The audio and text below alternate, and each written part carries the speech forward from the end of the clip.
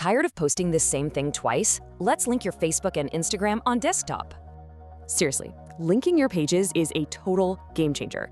Let's dive in and get it done. Okay, first things first. Open up Facebook on your computer and get logged in.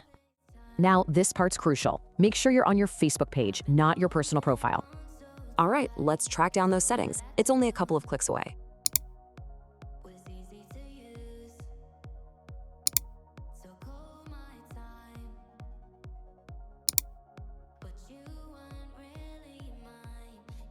Up in the top right, click your profile pic, find Settings and Privacy, then hit Settings. And just like that, we're right where we need to be, the main page settings area.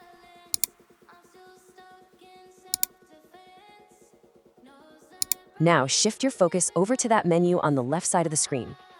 In that sidebar, just scroll down to Permissions and go ahead and click Linked Accounts.